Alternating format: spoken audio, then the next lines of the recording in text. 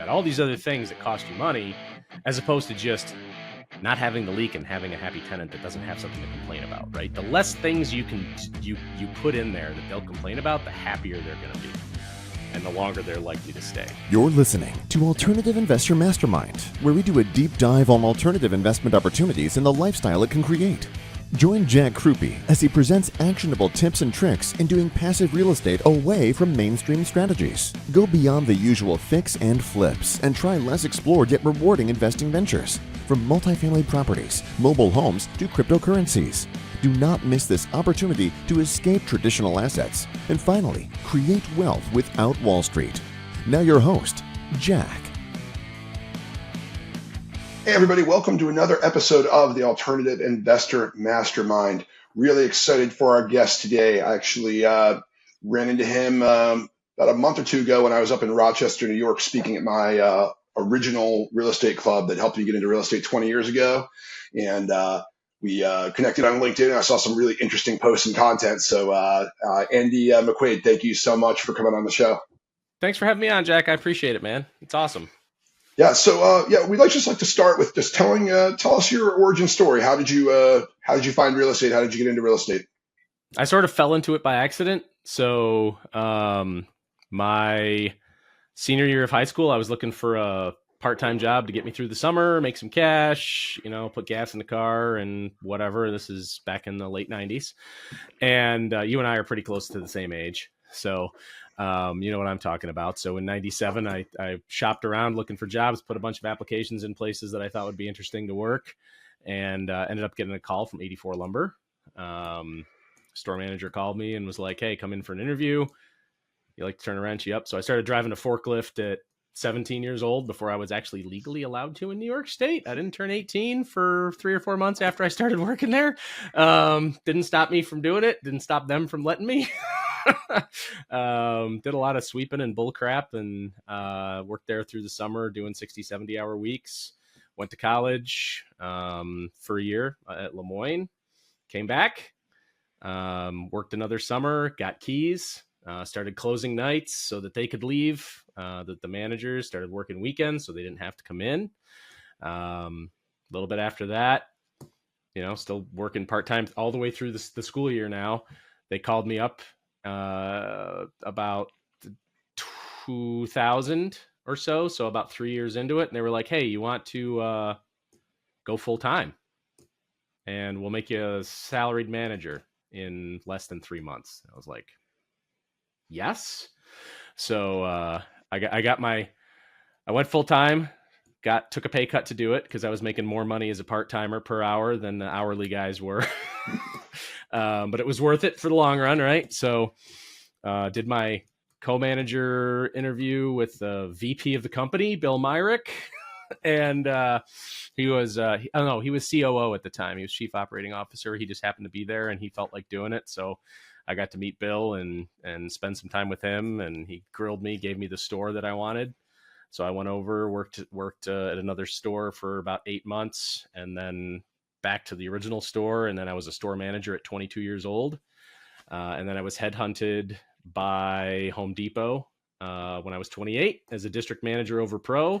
And that's where I got into multifamily and stuff like that. So as a lumberyard guy, I was working with commercial builders and operators. I ran a store. I did sales. I ran a sales team. I did all that stuff. Anything you could imagine that could be done at a store level, I did. And then as a district manager, my only role for 11 years, from 2007 on till I left in 2018, was just working with large customers for Home Depot. And around 2015, I focused specifically on multifamily owner operators and property managers. And I was able to build the largest multifamily portfolio in the United States out of 213 of us. I did more in volume with commercial multifamily than anybody else. I had a client, my average client was spending about $250,000 to $500,000. I had a client spending almost $7 million with us by the time I left in 2018. So I was on a plane with their VP of construction to Detroit, to Charlotte, to RDU, Blacksburg, Virginia, any place I needed to go, Roanoke, whatever, to onboard stores, get them on. So I was acting as like an unofficial national accounts manager by that point, but they were teaching me the business, right? So I worked with some of these operators. I had customers that had 34,000 doors in 17 different states. This particular company was around 9,000 doors. I think they're closer to 20,000 now. And I left for a year. I left in 2018 and I went to a reclaimed wood manufacturer. I ran their sales operation as director of sales, answering to the CEO for a year. Decided that wasn't really for me. Like, we did great. You know, we did this huge project, Living Building Challenge project for Harvard. We did a bunch of stuff for Facebook and Instagram and Microsoft. We were putting stuff in their offices in California, Washington, Seattle. We did Amazon Blink. We did a bunch of different huge corporations that needed to hit that mark, right? And we did a bunch of obviously Starbucks and Mod Pizza and a bunch of these other places that used reclaimed wood in their store sets. But not really my cup of tea. I was like, okay, this is cool. I got the experience, pretty much done. So started thinking about doing something else. And then I got a call randomly in February of 2019, right? So I'm like 9 months into this gig, 10 months into this gig. And it's an old client of mine. He just moved from VP of Special Services to VP of Procurement and Risk Management for an operator that had 12,000 doors. He's like, Andy, you know everything that we buy, why we buy it, where we buy it from, how this works. Can we go to coffee? Because I need some help. I need to know where you would start if you were me. So we sat down, and a half-hour coffee turned into a 3.5-hour-long conversation. At the end of it, he said, you should do this full time. I'm like, huh. Yeah, I probably should, right? So 2 weeks later, I had an LLC filed in Delaware and registered in New York State. And a couple weeks after that, I had a very long, very complicated master services agreement contract from my attorney. And then a couple weeks after that, I had insurance. And then April 30th came along. My anniversary was May 14th. So I was like, you know what? I'm going to give my 2 weeks. I'll be able to finish out at exactly 1 year. Gave him my 2 weeks on April 30th, 2019. And he's like, you can just leave. So here's my key. Here's my credit card. Take my crap. Say goodbye to a bunch of people, hug some people, and leave. And that was it. So I've been doing this since 2019. I help people make more money. Started with a procurement play where it was just, let me help you buy better products at better pricing, get better terms, get better rates, use your buying power, stop spreading the wealth around, because that's probably the dumbest thing you can do as an operator trying to make money in a business, is to shop around like crazy and just not have any buying power anywhere. But I digress. We can get into that later. But I worked with obviously the client that said you should do this full time, and then it sort of started evolving, right? So around end of 2019, beginning of 2020, I was on a call with one of my clients. We had just done something where I I actually recaptured him labor and materials for his 700 unit apartment complex in Erie, Pennsylvania, where he had integrated LED fixtures dying left and right, which is another story we can get into. He had like 300 of them. Anyway, long story. I got him 30 grand, which covered the labor and materials to replace every single one of those light fixtures of that specific type from the manufacturer, just so he could get it done. So he's like, well, see what else you can do for me at this property. So I walked it. And we're looking at everything, right, to do the complete green up. So I give them a quote and a roundup, right? Here's what I see. Here's where I see your opportunities. Here's where you're, leaving money on the table with your vendors. Here's what I see in some of the operations and some of your utilities and some of this other stuff. And I said, you really want to move to this, and this was specifically for toilets. I said, you really want to move to this specific type of toilet because it's going to save you money over time. It's going to impact your total cost of ownership because your water use is going to go down, but your maintenance is going to crash to basically zero for somewhere between like 7 and 10 years. No more flappers, no more leaks, no more running toilets, no more, unhappy customers, none of that stuff. Like, once it's in, all those problems go away. And he's like, oh, total cost of ownership. Why have I never actually thought about that? And so we latched onto that. And he was like, why have I never thought about that? He's like, I've been doing this for 10 years and nobody has ever said that to me before. I'm like, huh. Well, it makes perfect sense to me from a sales standpoint, right? I sold building products forever. And a lot of what I did was based on saving them labor. It wasn't necessarily a cheaper product, but it was a product that reduced the cost over time. Yeah, so that's what caught my attention. By the way, let's talk about the boob lights. That I just saw that LinkedIn post last week. It made me laugh, but I think that's such a perfect example. Yeah, so boob lights are like universal. They're everywhere. Every apartment complex at one point or another probably had boob lights on the ceiling. It's a flush mount light fixture, but 99% of the time they all look the same. And they're these stupid glass lights that take 2 or 3 light bulbs, and they have, little finials on them that resemble something inappropriate. So everybody calls these things boob lights. And I had a client in the Midwest rehabbing this property, and he's been working on it for a while, but he calls me out of the blue one day and he's just like, Andy, I hate boob lights. I'm done. I'm over them. I don't want them on my property. Here's a fixture that I really want. Can you get me a price? Okay, I'll find you something. So I shop out a bunch of, similar fixtures that look the same. And I shopped the one that he specifically picked out, and it was more money, right? It's an integrated LED fixture, and he needed a bunch of them. And I'm like, here it is. It's more money. And it's not more money just in purchase price. It's more money over time. He's like, well, why does this cost more over time? I'm like, well, when I do these numbers now, because of total cost of ownership, I give you what you're going to pay today, but I also give you what you're going to pay over the next 3 to 5 years for this thing. I'm like, this is a 25,000 hour rated fixture. It's going to crap out on you on average in 3 to 5 years. So you're either going to have a major CapEx that is going to take place in this property in 3 to 5 years that you were not planning on, I'm assuming. You're doing rehabs now. Are you planning on doing a full rehab and replacing every light fixture that you're putting in today in 3 to 5 years? Probably not. So you're going to take a CapEx, but you're also now taking something that's written in your lease, I'm assuming, because 90% of commercial multifamily owner operators have it written in a lease that tenants are responsible for light bulbs. It's been a thing since probably the mid 80s. I don't know. I was a kid then. I have no freaking clue when that started, but at some point it got written into a lease that tenants are responsible for light bulbs. How can you make them responsible for an integrated LED light fixture? Do you want them doing electrical wiring and replacing a fixture with something they buy at Home Depot or Lowe's that may or may not match and will ruin your curb appeal? Probably not, but you made them responsible for lighting. So what are you going to do?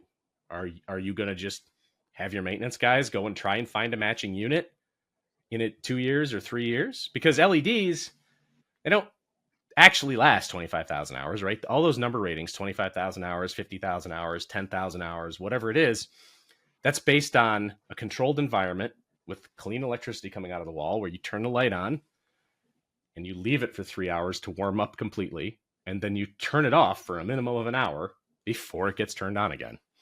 There's no kids flicking the lights on and off rapidly because it's not the LED that burns out, right? There's no, unless there's a problem with the circuit board, the LED will last forever. You can get an LED that lasts you 40, 50 years. It's the driver pack that takes that wall power and turns it into DC that puts it into the bulb that lights it up. That's the part that dies. Problem is, all these integrated light fixtures you see at Home Depot and Lowe's and, Ferguson's selling light fixtures now and all these places. Any place you go, between 85 and 95% of what you see on display or on the shelf is not serviceable. So as soon as something goes sideways, you throw it away. Here's the problem with that. Other than just, it's a waste of labor because you're now wiring a fixture every time a light bulb burns out. Those have circuit boards in them that you're supposed to recycle, that you need to pay for as a property owner. So not only is your cost of acquisition higher, right? You've got a $10 boob light to an $80 flush mount fixture. And then it doesn't last anywhere near as long as the boob light unless you're, doing something where the boob light rusts or whatever, or tenant abuse, broken glass dome, whatever. But then you're into, I have to pay to recycle this stupid thing if I'm going to be within the confines of the law. Every municipality is different and there's all these other rules that come into play, but it should go into an electronics recycling bin, which means that you're paying through the nose, both on the front and the back side. So your total cost of ownership for those things is through the freaking roof. It is literally cheaper for you to find a nice Vice or other name brand bulbed light fixture that meets what you need it to meet from a design standpoint, and just have your tenants, you you rent the unit, you put the first 3 light bulbs in or first 2 light bulbs in or whatever, and just have your tenant replace the light bulbs with LEDs, right? You don't want CFLs, you don't want incandescents. But do you really want to own a CapEx project in 3 years? I don't think so. So he's like, oh, I get it now. Like, that makes sense. We'll go with this. And he ended up not liking any of my options. I didn't put that in a post. He didn't like any of the ones I found. So he found himself another one. And then I negotiated him a price with that vendor, and he's good to go. As far as I know, they should actually be installing them now. It's the 3rd, right? So nice. Yeah. So we invest heavily in look, I lived being a small landlord with multiple single and 2 families all over the city, and it's almost very difficult to standardize, especially where I started in Rochester, where all the houses were mishmash from like 1920s to 1930s build. But in multifamily now, most of our projects are value add, where there's a multi-million-dollar budget. In some cases, there's incentives from Fannie Mae to say qualify for the green program.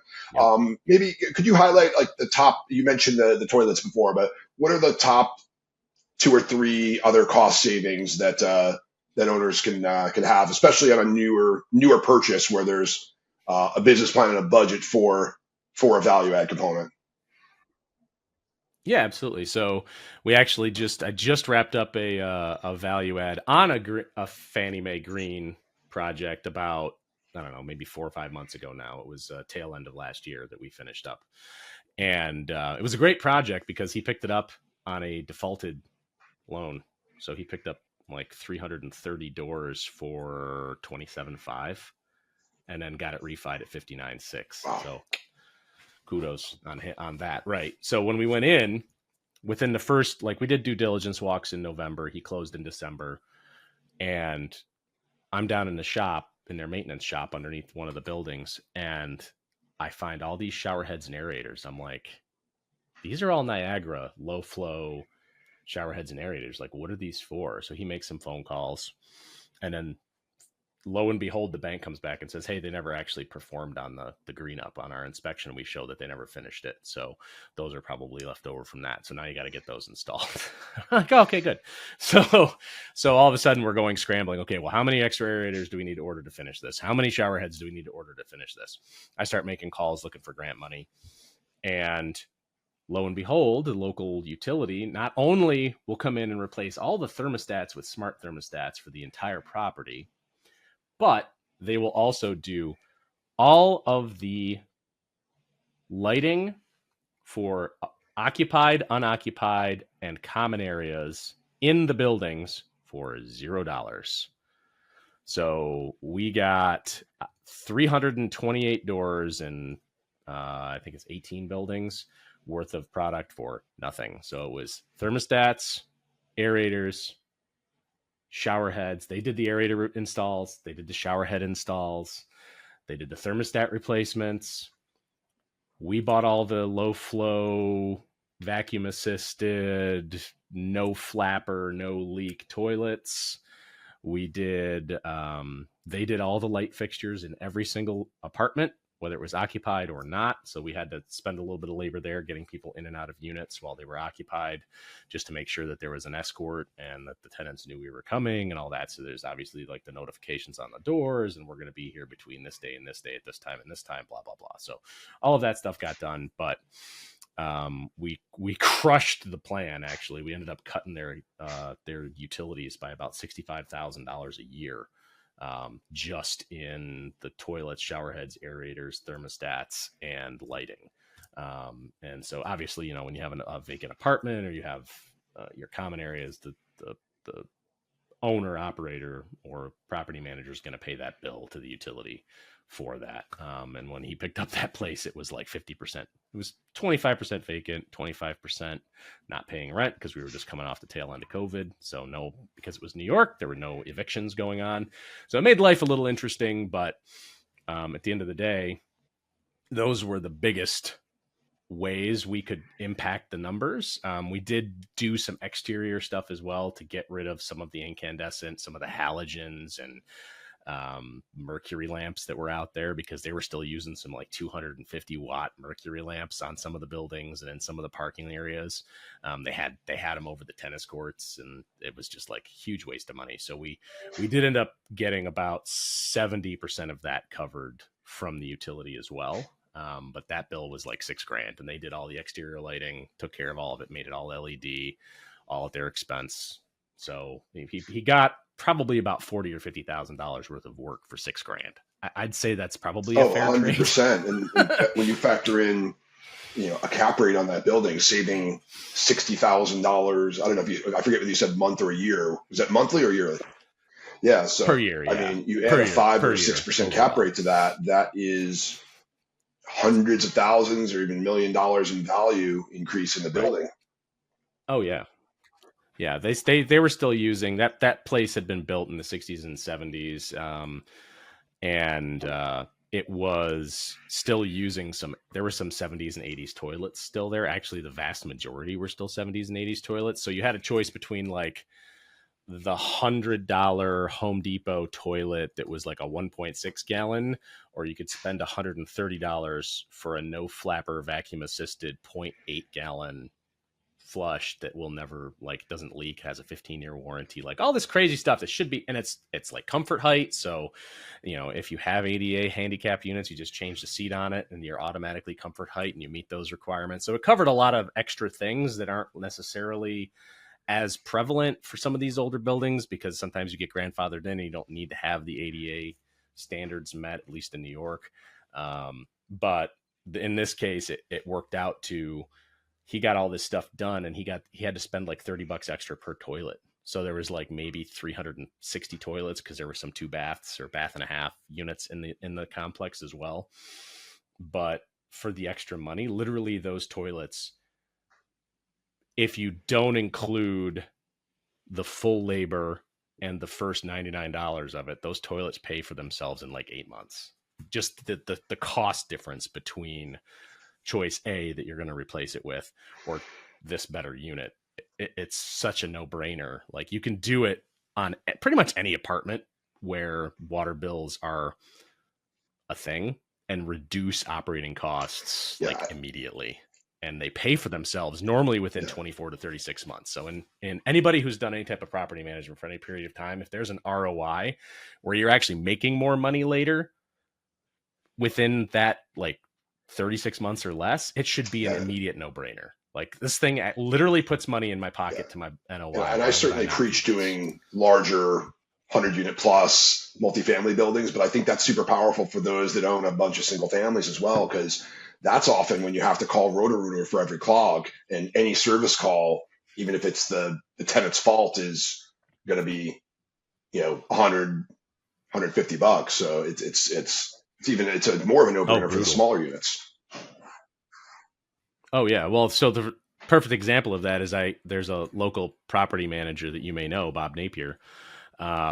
He actually had a tenant who had a running toilet that ran between probably the first day the water bill reset and the last day 6 months later. And he ended up with a $2,500 water sewer charge on a single family because of a running toilet. Well, guess what? If there's no flapper, there's zero opportunity for that toilet to constantly run.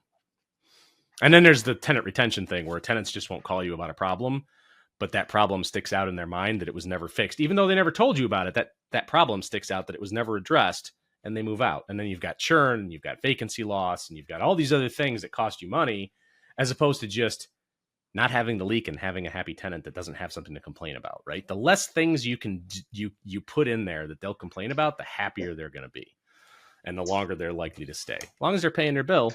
Yeah, absolutely. So you had the benefit of really diving in super young and getting to learn the business from the inside. And obviously your entrepreneurial journey started after a period of time, but it sounded like it was a pretty easy transition since you'd already built up a client base.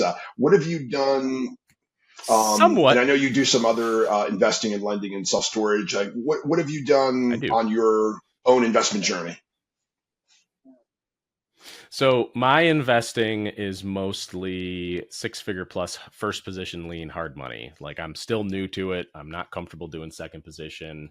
I like the whole idea of return of capital in the absence of return on capital. Like, I never want to hit zero with an investment, right? I never want my money to just evaporate.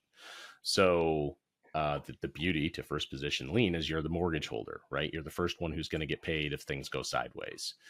So yes, you have to pay money to repossess and blah, blah, blah. But when you're talking about sinking 6 figures into something, it's probably worth the 15 or 20 grand to repossess that and foreclose on it than it is to just take it on the chin and just have your equity dissolved. Right. So that's really where I kind of listen to like Warren Buffett, right? The first rule of investing is don't lose money. The second rule of investing is see rule number 1.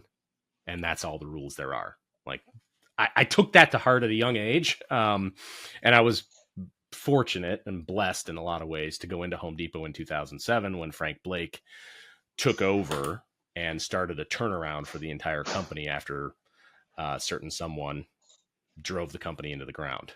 So when I got there, my first stock award in the spring of 2008, where they just grant you and then you vest in after 2 years, 50%, 4 years, the other 50%. My first stock award was 111 shares at $22 a share. If you go and look at the stock exchange right now and you look at where Home Depot's at, the last time I looked was a couple of weeks ago and it was like $357 a share. So I'm doing okay. I did liquidate some of that to start doing some investing, obviously. And then I also do some self-directed IRA investing. I don't do anything in New York. Everything I have is placed in like Alabama, Mississippi, Missouri, southern states. And I'm looking really hard at Tennessee for just a relocation for my family in the next few years. So we're looking really hard in the Eastern Tennessee area, and I'll probably start getting into some multifamily and some rentals and stuff like that and become more active than passive. But right now, most of what I do is just this consulting gig that I started. And that's how I earn my money and put food on the table and all that other stuff. But my investing, I'm still super new. Like I really wish I started sooner, but I've only been doing the note investing for a few years. And it's slow to come. Obviously it's slow to come back, right? Interest only payments every month. They land in the account. It's great, right? It's passive income. It's only passive if you do your due diligence at the beginning, make sure the business plan makes sense, make sure you're not overfunding the property, right? You don't want to give somebody $1 million on a property that's worth 400 and then maybe 100 grand in improvements. That's doesn't make any sense because then they're going to take the other 500 grand and do something stupid with it, right? You want to make sure that the value of your property does not exceed what this business plan actually supports. So, but that's what it is. Like it's different than underwriting a multifamily property. There's less guessing, right? You look at the business plan. Self-storage is so simple. It's like, okay, here's this mismanaged thing. It's a bunch of land in the middle of wherever, has no fence. It's not automated, has 2 or 3 people working there, all this other stuff. You can literally take these places, automate them, put a fence up, electronic gate, key codes, credit card reader, everything remote. There's companies that handle all that stuff where you can just sign up, onboard it. All your clients have to pay online. If they don't pay their bill, even if they're 1 hour late, it does not allow them to get into the unit. Right. And then there's other things. You don't put electricity in there. You don't put lighting in there. So people aren't moving into your storage units. Conditioned is a little different, right? If you're doing the conditioned self-storage where there's heat and cooling and lighting and electricity, you have to kind of change how you operate it. You have to have a person and make sure things are being inspected regularly. But you can literally hire boots on the ground to drive by once a week and make sure there's no holes in the fence. And then you get security cameras and all the other stuff, and you can really lock that place down and make good money doing it. Like the business plan to improve a mismanaged self-storage facility is very simple to execute. And still people don't do it. So, and it is, I will say it's mostly like, I like tertiary and secondary markets because it's less likely to be saturated. Like a ton of self-storage got built. There was the big boom with all the talking head gurus being like, self-storage is beautiful, go do it. And most of those people weren't actually teaching how to do it right. So there is a lot of extra self-storage in some of the primary markets, but that's not really where I do my operation, right? I like Sunbelt stuff, secondary and tertiary, where it's not super crowded, less likely to be a glut. And we do, we verify all the information that comes through on their business plan to make sure that there's not more than 8, or less than 8 square feet per person type of stuff. And there's other numbers that go into it, but that's one of the key ones is how many square feet per human body in the population within a certain radius is there. And if it's hits all the metrics, then we fund that deal. Like we've funded deals within, heck, even through our self-directed IRA, we funded deals within 36 hours. So it's cool. I don't have any capital to deploy right now, so don't ask. Yeah. Now let me ask: do you have a regular self-directed, or did you roll into a solo 401k? So it's a regular self-directed for my wife. I have a solo 401k. You can use HSA money. So you can use your health savings account. You can use a college savings plan. There's a bunch of different things. So like we use Equity Trust just because they've been around forever and they're sponsors of the local RIA and like they're sponsors of national RIA. So they've kind of got the rep. There's been a lot of these custodians and that have popped up over the last like 5 years. But like everything else that happened during ZIRP, like the rising tide lifts all boats. I'm really worried that some of these places that popped up are not going to be doing the right thing and they're going to get caught and they're going to, go backwards. And I don't want my money getting caught up in some sort of stupid whatever. So I go with the people who've been around for 20, 30 years doing this, that are very familiar with it, that have kind of a rep, because I heard about them in 2008, right, with the local group. And I've had an account with them since like 2011. So for us, it's sort of a no-brainer on that side of it. For regular cash disbursements, it's just it's cash. So whatever. Yeah, 100%. I'm definitely familiar with like Equity Trust and Quest. There's ones that have been around for a long, long time.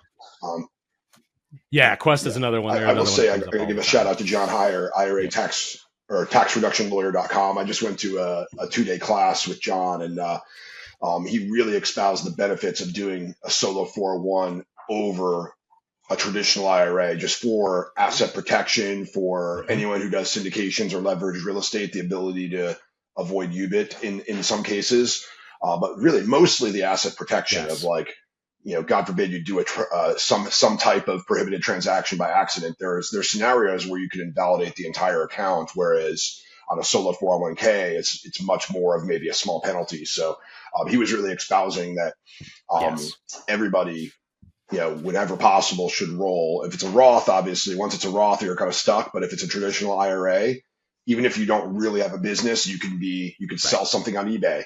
You have $1 of self-employment income, and then you could roll the entire thing into a solo, and then maybe you can't put as much into it, but he really pushed for that. So I'd encourage, I'm not a lawyer myself, but I encourage everyone to follow John Heyer and consider that, or at least have a conversation with your professionals about that.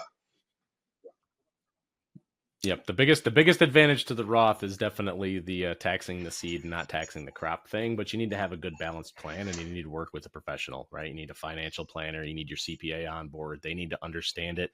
If you're working with a CPA that doesn't understand real estate, for God's sake, fire them. Like if you say the words bonus depreciation or cost segregation and they tell you it's a scam, you need to fire that CPA as soon as possible. Shop out 2 or 3 others and get somebody on your team who understands real estate. Like I had a dude on Twitter the other day blow up at me because I said all CPAs are not created equal and you need to find a CPA who understands real estate. He lost his mind and accused me of telling people to go commit tax fraud.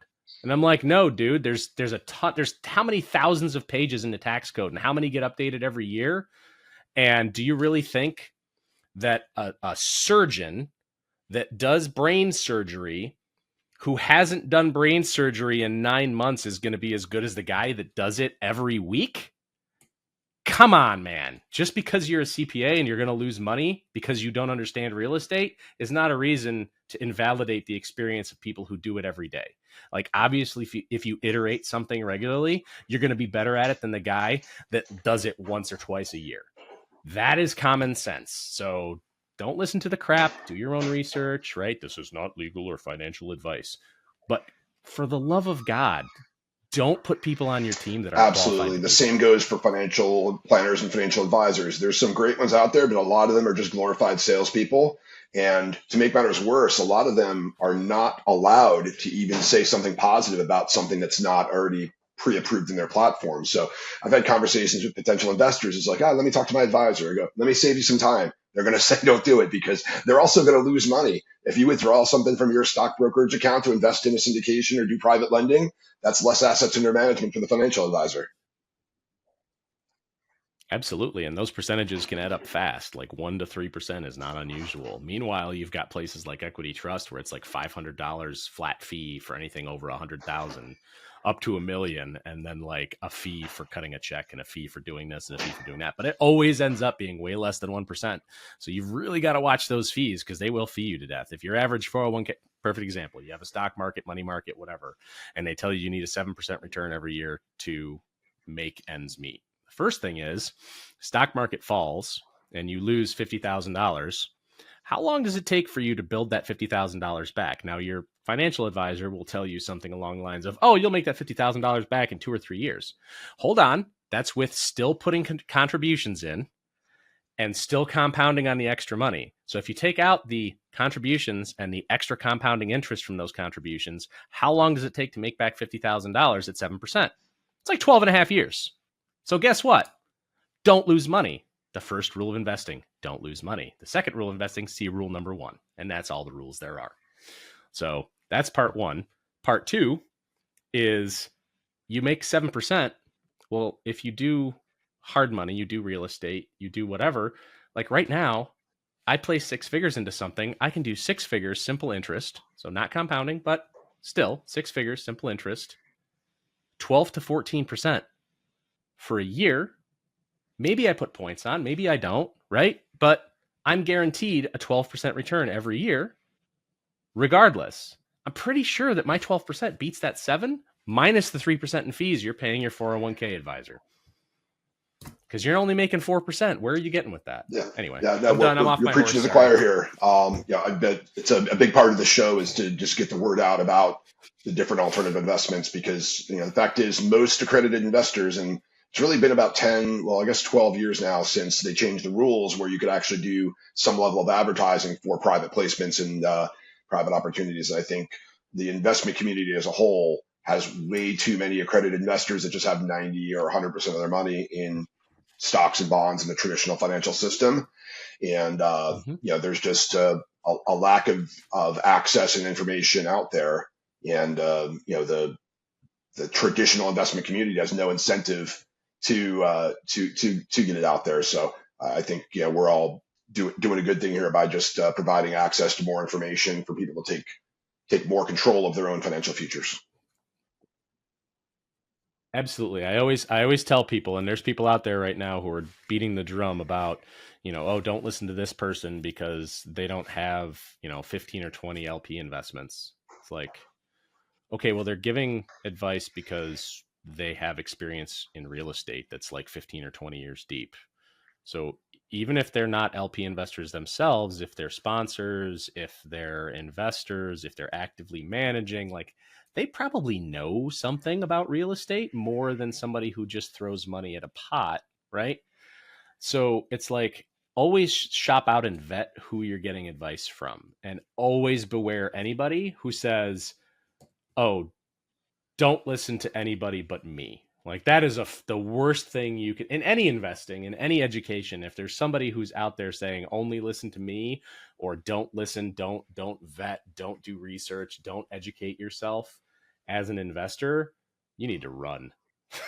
Like that's probably somebody you don't like. Literally, that's the red flag where you don't want to do business with them, because that's like cult level stuff where, you've got the religious leaders like, don't listen to all these other priests and preachers and interpretations. Yeah, completely agree. And it's I've always had that abundance mentality. I've had some pseudo competitors on a podcast here and there, other people who raise money, and that's just I've just always been an evangelist for what I was doing. And I just think the more information out there, the better. Everyone's got a little bit of a different, slightly different strategy, slightly different attitude about things. And it's really about who we connect with. I've got a certain personality type that draws certain people to me and probably pushes certain people away. Absolutely. And not everybody does. Like, I'm not everybody's cup of tea, for God's sake. I tell people all the time that they're running their business stupidly and that they're lighting money on fire. And it's, it's 50-50. Do they have an ego the size of Cleveland where they don't want to listen to constructive criticism and get some ideas on how they could be doing stuff better? There's a lot of them out there. There's people out there who hate consultants, period. Like they just, consultants don't really do any work. Well, in some cases that's true, and there's a reason why consultants have a bad rap, right? So what a lot of people don't know is that during COVID, I had to give back $40,000 to a client in Chicago because I couldn't get on a plane to walk his units and help him with his business. So I cut this check, and I'm like, what the hell am I going to do? Right? I got no money. I can't walk properties. I can't go see all this stuff. So I started doing consulting for other consultants and for investment banks. So there's a bunch of expert networks out there, GLG, GuidePoint, Coleman. There's a bunch. I belong to probably 25 of them, but they vet you. They want your resume. They want your work history. They want to talk to people who worked with you or who were your bosses to vet your information and your knowledge. And then they take your stuff and they recommend you to people who need information on certain topics or certain business models or certain whatever. So I've done consulting work for like Bain and McKinsey and Boston Consulting Group and LEK. And I've done investor calls for Jarden and Goldman Sachs, just talking about building materials and real estate in the US and all this other stuff. And part of that thing where people don't like consultants and they think they do nothing. Well, so the big three specifically, right? Bain, McKinsey, and Boston Consulting Group, they actually put these Ivy League MBA grads in the field advising people with zero industry experience on day one. They assign them a project and say, figure this out. So who do they call when they need to learn about an industry? That's who. So there's a reason why some of these consultants don't actually have a good rep, and it's because they really don't know anything about the industry and they haven't grown up in it. And sometimes they get bad information. Like I have had calls where somebody called and literally the topic was doors. Like, so tell me about door distribution. How do you decide, which hardware you install in the door and keep in stock? And I'm like, what are you talking about? What hardware installed in a door to keep in stock? They're like, well, we have, when you have a door and you go to install it and the hardware is there. I'm like, no. There's a hole in the wall and you install a door with a frame and the hardware comes later. Like you pick the color of hinges and the type of lock and all that stuff. Like none of that stuff is installed at the factory. You'd have to inventory like $3 billion worth of product to support that. Like, where did you get this idea that people were inventorying like 15,000 different options of door? Like they keep like 4 different doors and then they paint them. And then they install like one of 10 or 15 different colors of hardware in like 6 or 7 different styles. So while there are like a million options that you could build out, like they only really inventory very little and they assemble it as it goes. They're like, oh, we didn't understand that. You literally have a $150,000 MBA and you don't understand and you've been assigned to this project for this massive global corporation and you don't understand the very basic level of how this goes. So you want to know why consultants are not looked at in a positive light by many people. And the worst is if they're billing them out at an hourly rate higher than they're paying you, or the same, or you should be at 10 times. Oh, they definitely are. Like my average for those calls from the first day to the last day is somewhere between $250 and $400 an hour is what I charge those companies. I had a couple that I was getting $600 an hour from because I was getting a lot of work from them. And it was just getting stupid. And it was beer money, right? I'd get a few calls a week, over a couple of months. I'd get like 4 or 5 1099s at the end of the year. That's fine. I don't really do that anymore because I don't have the bandwidth or the capacity. But like those networks exist. If you have deep industry knowledge, go see if you can get in, right? You need insurance. You need an LLC. You need E&O for what you're talking about. You've got to prove your background that you've been doing something for longer than 10 years. Like those are all requirements of those programs. But it's beer money, right? You can do okay with it. You can get a few calls a week, at least for real estate and building materials. Like if you're into other stuff like pharma and medical and whatever, you'll get way more calls. It's just there's opportunities for every industry to give that type of information and work with those firms, but just insanity, the level of misinformation and stuff that's out there floating with them. So if you want to know why a lot of stuff that those big consultants do that doesn't actually pan out long term, it's because they have no background whatsoever. So all the strategies they're baking in are baked in with no understanding of how the business actually works at a fundamental Yeah, level. never ceases to amaze me how inefficient business can be. I think we had a case study in one of my business school classes about, the average, I think maybe 70 or 80% of mergers and acquisitions actually fail to deliver any positive return or shareholder value. Yeah. Oh yeah. I believe it completely because they don't know what they're getting into and they don't understand what it actually takes. They're looking at the wrong stuff. It's just like a computer program, right? Garbage in, garbage out. If you start with bad information when you build your strategy, you're going to get a garbage strategy and a garbage result out of it because you're working off of the wrong thing. You're working off of bad information. So whatever you get at the end, Very, is very well correct. said. Well, Andy, let us know, let the audience know how they can get a hold of you. You can find me on LinkedIn, Andy Mcquaid. You can actually Google me, Andy Mcquaid, and you will find like all of my stuff. There's only like one other Andy Mcquaid out there who comes up on Google, and he's some sort of like producer, actor, director. I don't know. He's whatever. And he's not American. He's from like England or something, I think.